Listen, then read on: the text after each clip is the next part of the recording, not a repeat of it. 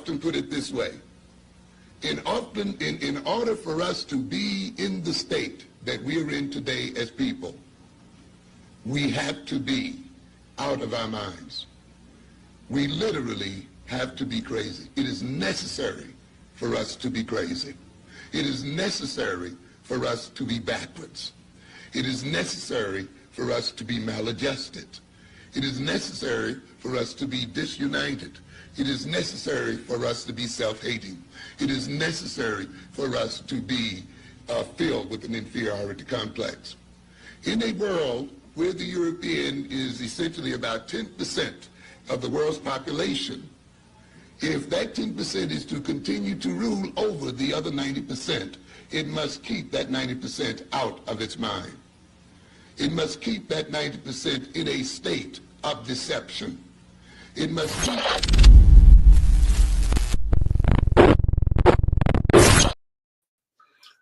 Good afternoon, good afternoon, good afternoon. And here we go, production on the fly once again. Production on the fly. Thank you for tapping in. This is Brian HRap B. Williams. This is a few minutes for HRap presented by End of the Bench Media. Thank you, thank you, thank you for tapping in once again. Hit that like, hit that share, tell a friend, and I need you to watch it otherwise on www.theendofthebench.com. Unless you got the notifications on YouTube, hit that like, hit that share, subscribe. It works. Or if you get it later, if it's later on in the day or if it's not live, please go to www.theendofthebench.com. You can watch this live. You get the same effect.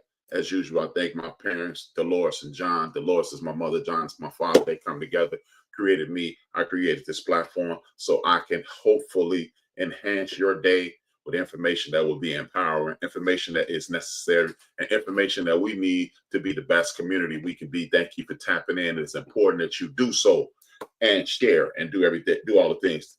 I want to thank the people who have lately subscribed. I have had an influx of subscribers. Thank you. It is important that you do so, and I greatly appreciate it. I appreciate it. We at the End of the Bench Media, we appreciate everything that you're doing to enhance our experience and helping you.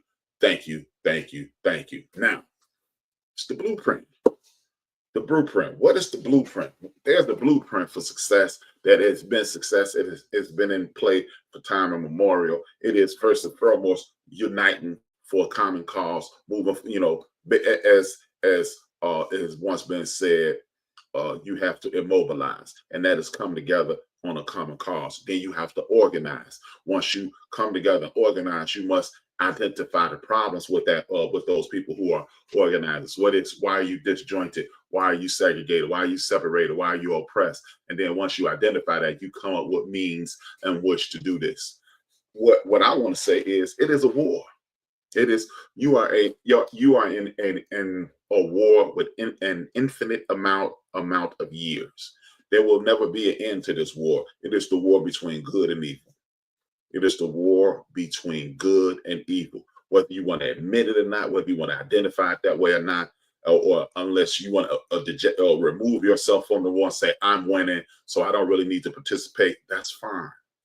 That is fine. But the rest of us, whether we are in the affluent, working class, or striving to be towards working class, because I told you on the last episode, I'm never going to refer to anyone as impoverished or in poverty or even the super inflammatory word poor, because you're not that. You are you're on the incline. You are striving towards the greatness that you have been put here to obtain and achieve. That's what we're doing. We're not going to use these terms in which the people who have placed us in this situation and they lead us down this erroneous path. We're not going to stay there anymore, because when you stay there, when you say you're poor, you become poor. And when you become poor, you do poor things. And then you live in what is called a survival mode. You're no longer living. See, surviving is going to work every day and paying your bills and just existing and waiting on the other shoe to drop. When you're living, you are smiling every day, even in the circumstances that are not advantageous to joy. You are bringing joy in that. You are embracing your significant other. You're embracing your children. You're embracing your family. You're embracing your community. It's not about the lack thereof. It is about what you propose to happen, and you are just working towards that. That's the joy. you know how you've heard people say, it's not always the success, it's the journey. We're going to embrace that journey. We're in the midst of that journey. And what I want us to understand, while you're in that journey is a constant fight. And you will always fight, but don't ever give up. When you succumb to the police state, when you succumb to governmental pressures, when you succumb to stripping of benefits, when you succumb to the criminal element to that the people who are injecting it, who are surviving, not living, when you succumb to that, and if that's the point, you lose. I don't care if you die with $1 in your bank account or if you die with $1 billion in your bank account, you don't give up. And that's the mentality we will have to always embrace as the Black community and any other community that are feeling the way we feel. Now, what's the war? The war is to ensure that you feel that way, because there are people who are rich, and in regards to the laws of the land, they're powerful because they lord over you. But guess what? No matter how much someone lords over you, you will have the ability to escape from those chains that they put on you mentally or physically or even spiritually.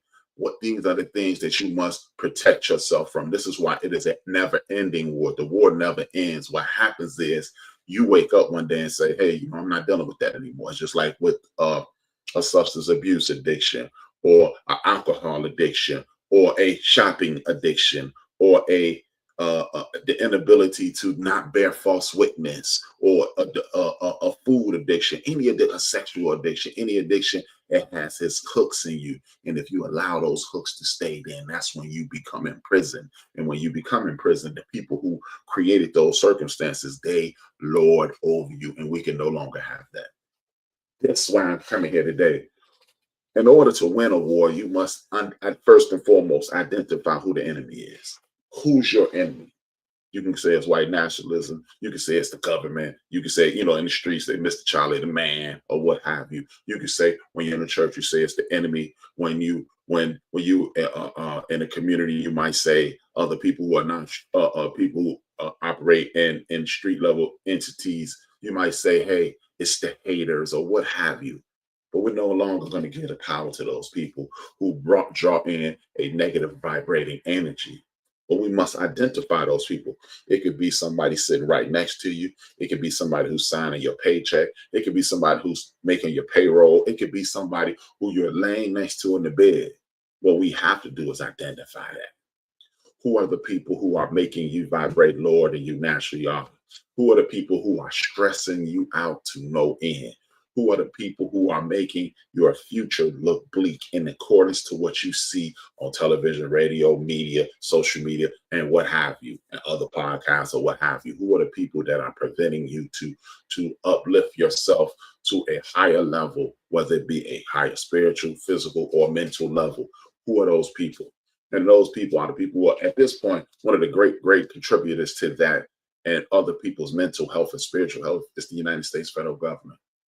United States federal government. These are the people who are inept in their abilities. They are inept in attending to the populace. They are inept in doing their jobs. They are creating lies and propagandized media. And that's where the problem is. There is a situation where the United States of America has been put, you know, we get these things like a few years ago, it was critical race theory, and that was the actual teaching of the facts in history.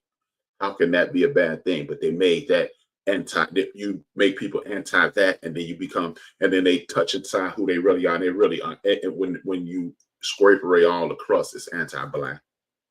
Let's be honest, it's anti-Black. You don't have to agree with me, but all I want you to do as you disagree with me, well, I want you to draw the lines to where it's not. And then it was the woke movement. I'm woke. How could you possibly say I'm woke and that's a bad thing? How can woke, the word woke, aware, functioning, how can that ever be a bad thing? But we don't want to be woke. And then you get people, and then when you scrape away the crust, once again, it comes right back to my community. And now it's DEI, diversity, equity, and inclusion. The opposite of diversity is uniformity. Everything is the same. Equity is exclusion. I mean, equity is no buy-in. You on the outside. Inclusion, again, out on the outside. So we don't want anybody involved unless they look like us, think like us, and do what we do. Again, you scrape all that away, and a lot of people be able to fit into that box. And guess who won't be? The people that look like me. But when you deal with these kinds of people, that's why they made it legal to do the things that they wanted to do. We're going to eliminate education. How did they dominate Europe? Most people, only 2% of the population in Europe were able to read. And the people who learned how to read, they kicked their ass out and sent them over here to the United States. Well, to what was called at that time Turtle Island, do the research. Turtle Island, which is the United States, which came to 13 colonies, which continued to expand westward until it became the United States of America, 48 states plus Hawaii and Alaska. That's how it became. And when you do those things, you must keep the people feeding them propagandized news. That's why you're on the precipice of a war. And why am I bringing up the precipice of a war? Because you have a guy named Pete Hegseth, who is in charge of the Department of Defense. While everybody's sitting around saying, hey, man, we're doing things the right way. He's doing things the entire wrong way because he is leaking national secrets on an app that I have on my phone. And everything, and then you have ignorance personified, and I do mean ignorance in the clinical sense of people like DJ Envy, Lauren, I don't know her name, Lauren something. That's on the Breakfast Club. They're asking the reporter, listen to the name of his job. I am a reporter. I'm a journalist. I write down things and report to the public. Why did you tell everyone to put people in put people in danger? Well, the reason you do that because he leaked out national secrets, and national secrets for national intelligence secrets are dangerous. Being leaked out are dangerous because they don't only put you in jeopardy. They put the people who are getting those secrets in jeopardy. They put other countries in jeopardy because guess what? Just because the United States has an issue with you does not mean one of the United States allies have an issue with you. So you, being a smaller country and afraid of the bully on the block, you will give the people with the biggest and the most furious military on earth those secrets to protect them and protect you. So how do those people protect you? Because they tell you what their enemy is plotting against you, and then you prepare to defend yourself against it. For example, the United States of America, some 80 years ago, wanted to get into what was called World War II. And what did they do? They allowed Pearl Harbor to be destroyed, annihilated, attacked by the Japanese. They knew the attack was coming, but they wanted to be a member of the war. And guess what? That war started, but it was leaked to them. It was actually told to them by people in the CIA and other programs and other allies. They say this is on the way. They allow it to happen so they can get in the war, they get ended. And now they're the big dogs on the block. Those things are happening on a regular basis. There are thousands of things that you're being protected from on a regular basis that you know nothing about. And the reason you know nothing about is because, like, when you watch a television show about spies, a comical show was called Get Smart. And I've read things and I've seen documentaries that the comical aspect of Get Smart was so close to the actual things that were happening that they talked to Mel Brooks and like, hey, where did you get this from? Because those things were actually happening. Like there was this thing called the cone of silence, that you only talked in the cone of silence when you had things that couldn't permeate outside of that area. Those kinds of things actually exist. And when you know those things actually exist and you're using your phone for everything because you think you're protected for something, it's just like the person who is being less than honorable with his or her significant other. And that person goes to their phone, they find everything. Now, what happens if you can just check somebody's phone without being there? Then you have national secrets, national security secrets that are being exposed to the world, making you vulnerable and the world vulnerable.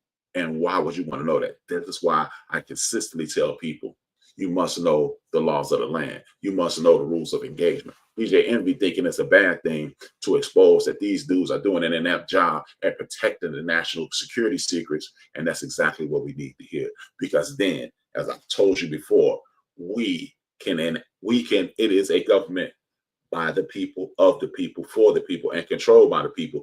But we somehow have forgotten that. What I'm going to do right now is show you the video, because this video plays right into what I'm saying. This is why you need to know. And when I come back, I'm going to play the short portion of the video as I do Country Boy, One Mic History. You can check it out on my website, www.theendofthebench.com.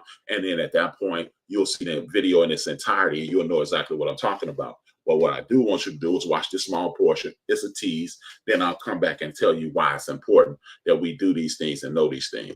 In 1946, after decades of being denied their right to vote, Black citizens in Georgia saw a glimmer of hope. The Supreme Court had finally struck down white primaries, which were primary elections held in southern states in which only white voters were permitted to participate. But this victory was met with a violent backlash, a resurgence of white supremacist terror that would leave an indelible mark on the state. Leading the charge was Eugene Talmadge. During his 1946 gubernatorial campaign, Talmadge openly advocated for violence to suppress Black voters. When asked how he intended to prevent Black citizens from exercising their right to vote, his answer was a single word: pistols.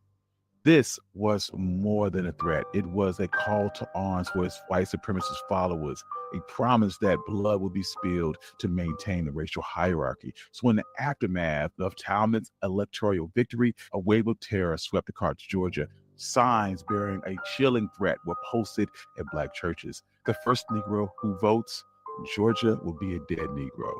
And this wasn't an empty threat, because in Taylor County, a Black World War II veteran who had bravely served his country was murdered by white men for simply exercising his right to vote. Afterwards, a sign appeared stating, "The first Negro to vote would never vote again." These weren't isolated incidents. They were part of a larger, more sinister pattern of violence and intimidation designed to send a clear message: Black political participation would not be tolerated. So join us while we discuss the chilling history of Black voting. Now, with that being said, you see exactly, I set the stage for that. That is to confirm what I'm saying. You've never seen anybody run somebody's pocket who's homeless laying on the ground. People don't take things that are not valuable. When you're home, if you have a relative who is known to be a person who will take things without permission, who will steal from you, you hide your money and valuables. You don't leave.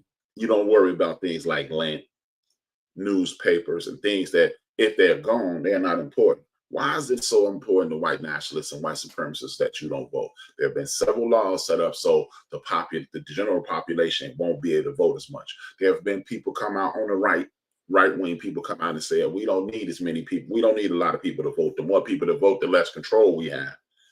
Why is it that you don't understand how important voting is?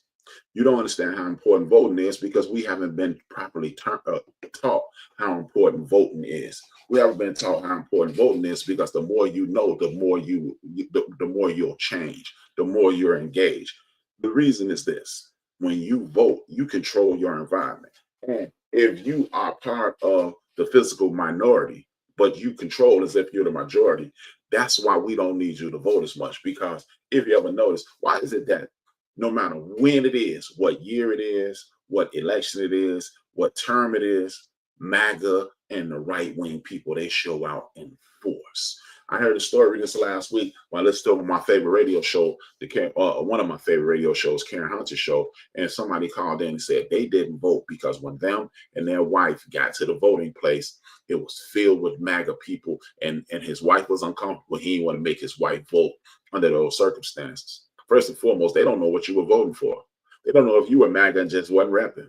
There was white people in there that were not MAGA, but they were just standing there probably voting the same way you were, but you allowed them to intimidate you. This was in the state of Alabama. If you don't know, Black people outnumber white people in the state of Alabama. But white people's ideology in regards to governmental policy control the state. That's because we allow ourselves to be shrunken in their faces, and we don't realize how important voting was.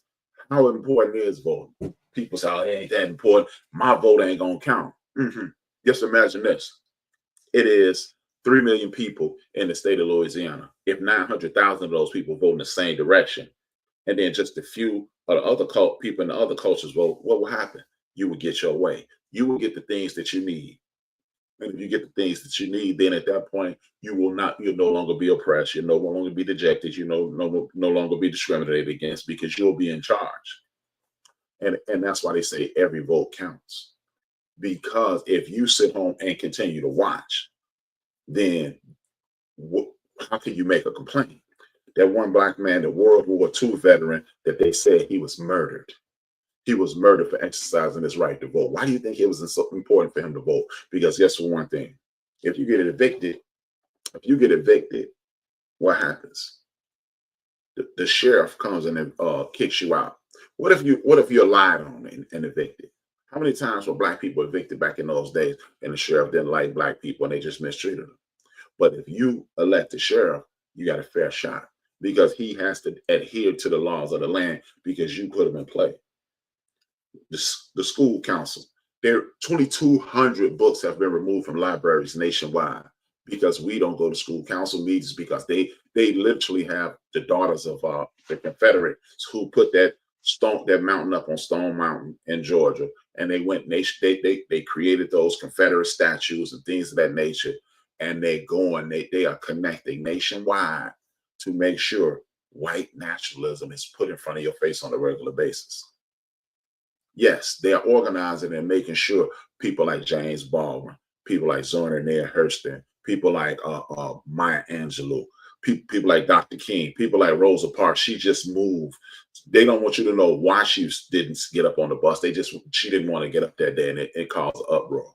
Why are you telling lies? Because the more lies, the more confusion. The more confusion, the more chaos. The more chaos, the people at the top, they continue to control.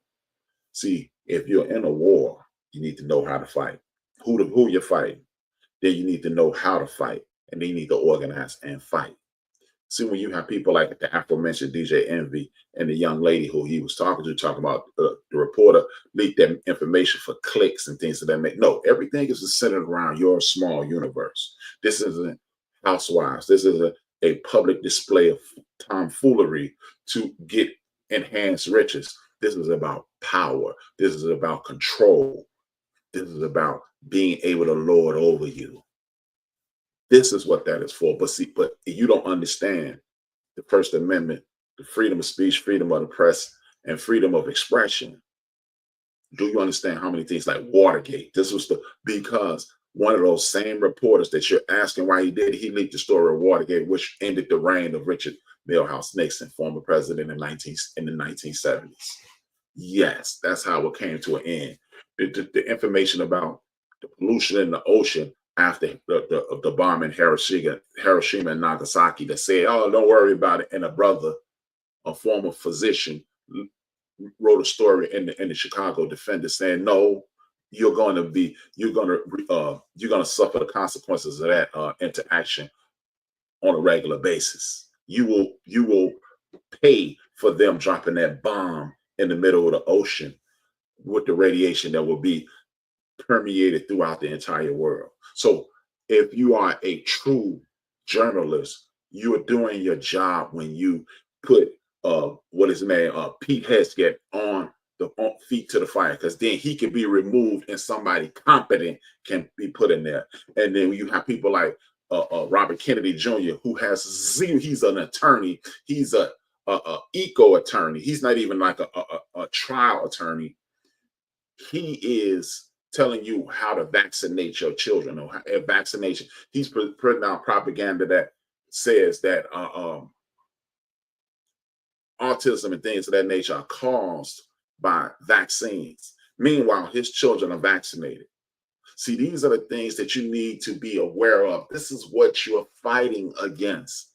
But then you have asinine people who only pay attention to things. You half-ass pay attention to sports, and then you speak about it. You half-ass pay attention to things about personal, government, and then you speak on it. And then you pay 100% attention to tomfoolery like celebrity interaction and arguments and pregnancies and music beefs and things of that nature. You put everything you have into that, and then you make asinine statements like you made, DJ Envy. Yes, I'm calling you out, because you are an influencer. People, we have been subconsciously programmed to believe that people who are sitting in front of these microphones are intelligent and informed, far more informed than us, and that's why we're paying attention. But if you want to pay attention to gossip, Hollywood entertainment, gossip and entertainment, gossip and music gossip, and the latest beats and trends and line dances, you pay attention to Charlamagne, you pay attention to Lauren, you pay attention to Just Hilarious, you pay attention to DJ Entry, you will have all that foolishness. You will have all the gossip and the community foolishness. Yes, you will have that. That's why you pay attention to them. But when you want to learn something, you pay attention to someone like Larry Daniel Favors, and then you pay attention to like brothers like Clay Kane, Reese Culver, and Roland Martin, and you pay attention to Dr. Greg Carr, and you pay attention to, if you want to listen to athletes speak, you listen to Eton Thomas, you listen to 19 Keys, and you listen to those people who've taken the time and they are not compromised by anybody, like I suspect people like Dr. Boyce Watkins is doing. Because when a black person or a person in the Democratic Party is running, you can't shut Dr. Boyce Watkins up about Kamala Harris. But I haven't heard him say one thing bad about Donald Trump yet. Makes me believe you on the tape. But am I accusing you of that? Yeah, I am. I'm not going to lie. I'm accusing you of that. I assume, I'm not accusing you of that. I assume that because I'm not liable for what I assume and what I presume. But if I make an accusation, I could be liable. So I assume that you are. It makes everything that I see points towards that, because I haven't heard your name in a very long time. But where's Tavis Smiley? Where's Dr. Cornell West? Where are these people who, anytime somebody black step up and they make a move, I hear them all day long. And my timeline is inundated with them disrespecting that person. But at that point, you will have people who, and then when the Republican Party gets in, bang, bang, it's over. Silence for 4 years. And so my man say they replaced the Ed Lover show, because you know why? Ed Lover was actually making sense. Ed Lover stays in his lane. Ed Lover will have someone present it. Thank you, Juggle Brother. Ed Lover will stay in his lane and have someone outside of his lane come explain something that is outside of his lane. See, that is reporting. That is what we were trained. That's why we put faith in the Breakfast Club. That's why we put faith in other entities. And that's why, even though they're successful, Angie Martinez and Big Boy out in LA and Ed Lover down in Atlanta, used to be here in Chicago, that's why they are in the background now, because they are intelligent enough to have a conversation with someone who knows far more than them.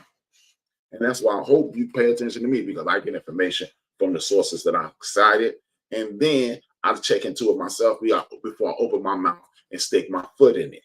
You know, I try to load up my brain before I shoot off my mouth, unlike DJ Envy. And he'll never address me because I'm a small fry, but I'm on the way.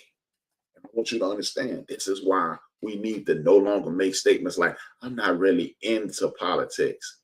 Because are you into driving? Well, you're into politics. Are you into riding trains? Are you into politics? Are you into flying in planes? And you're into politics. If you don't think so, you ever heard, when was the last time you heard of 4 airplane crashes or incidents in a 4-month period? It's not even April, and we've had about 8 airplane incidents because people from the FAA was let go. They're trying to do away with the middle class in a lot of ways by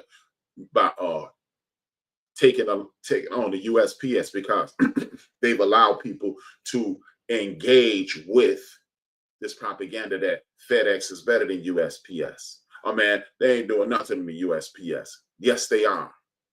Yes, they are. Yes, they are. But you believed in it. Now, it's up to you to take charge of what you see and what you know.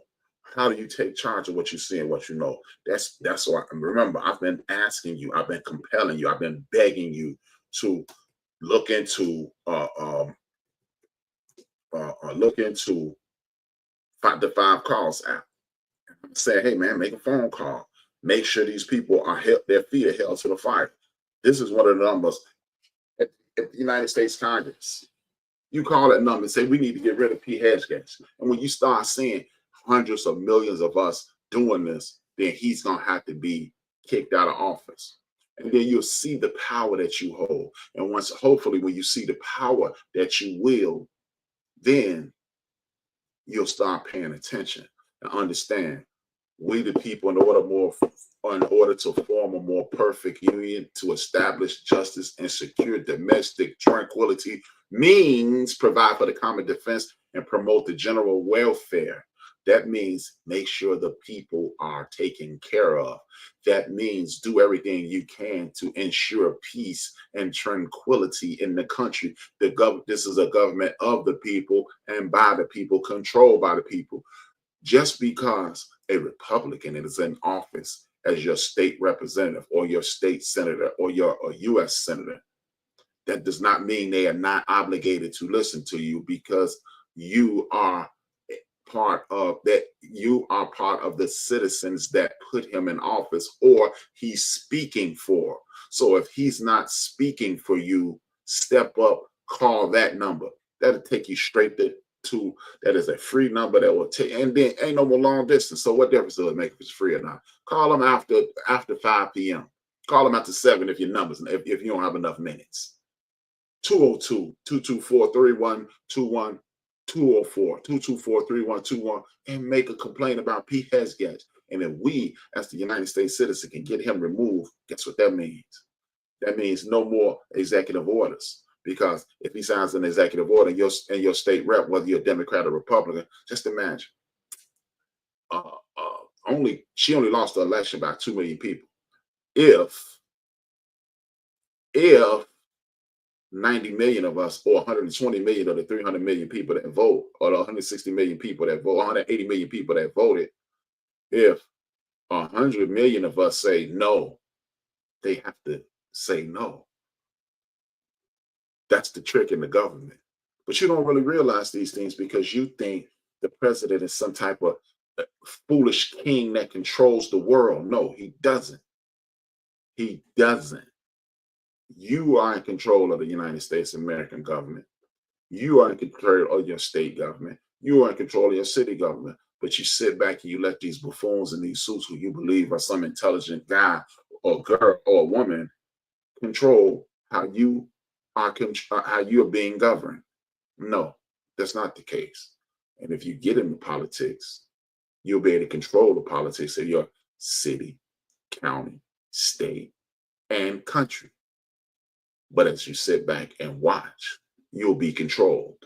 If you're tired of being controlled, step up and call that number. Put it on the screen again. Step up and call that number again. Step up and call this number, and you can take the first step towards taking control of your city, county, state, and country. 202-224-3121. Say, hey man, we want to get rid of Pete Hesgett. We no longer want him and as the leader of the Department of Defense, because the allies of the United States are starting to say, oh, they don't even know what the hell they're doing over there. We're pulling away. Which means you're in danger. And if you're in danger, then what happens? They're in danger. And if they're in danger, then they don't care because they're rich. They're going to get away. You're going to suffer the consequences. With that being said, I need you to tap in every day. Hit that like, hit that share, tell a friend to tap in. It is important that you do so. And I also want you to, I got too many banners up. What I want you to understand is this: we are in control of this. And if you allow them to control you, they will. If you allow yourself to be controlled, they will. That's how it works. I'm sorry. That's exactly how it works. And if you don't believe it, continue to live the way you're living. If you don't believe, well, it's not going to work. Well, for those people who tell me it's not going to work, all I have to ask you is this: what are you basing your doubt on? Are you basing your doubt on 180 years ago when your family was enslaved and we would never get free? Are you basing it on that? Or are you basing it on the 1865 to 1872 when we started opening up, we became millionaires in a 12-year period? Or are you basing it on the redlining and Jim Crow era, and we still became millionaires and became wildly successful and created things like the Negro League, Black basketball leagues, own our own bars, own our own stores, own our own clothing lines, own our own media outlets, created our own movies. Is that when it's not gonna work? Or are you basing it on the 60s when people like Dr. King cost them their life, Malcolm X, Dr. King, Fred Hampton cost them their lives, but they made substantial changes like the Civil Rights Act, the Voting Rights Act, the act that got you, the Fair Housing Act, things of that nature. Or you base it on the 70s when women had the right to vote, women had the right to open up accounts in their own names, and women start excelling and prevailing. Is that when you're basing it on? Because all those times we won. When we stepped up, found out the rules, followed the rules, we won. Now, if you're basing it on those times, then maybe you need to call 202-224-3121 and complain about your the person who's running the national defense. If you don't, then continue what you're doing, because it's naturally you're gonna pray your way into it. How about this? If you did pray your way into it, how about this? As you pray your way into it, maybe HRap is the answer to the prayer he gave you, the answer to fix, to get the devil off your back. How about that? Could that be it? I want to thank you guys for tapping in. Hit that like, man. Hit that share. Please just start sharing it with 1 million people. To say, hey, man, just subscribe to this dude. He just talking crazy. So I'm subscribing. Make it easier. I really appreciate you guys for supporting me. I'll see y'all in about 24 hours. 2 fingers, 1 word. You never want to hear me to say the word, but And it is necessary for those people who rule over us and who rule over African people the world over, if those people are to stay in power, they must destroy our ability to love each other in a healthy sort of way. This is why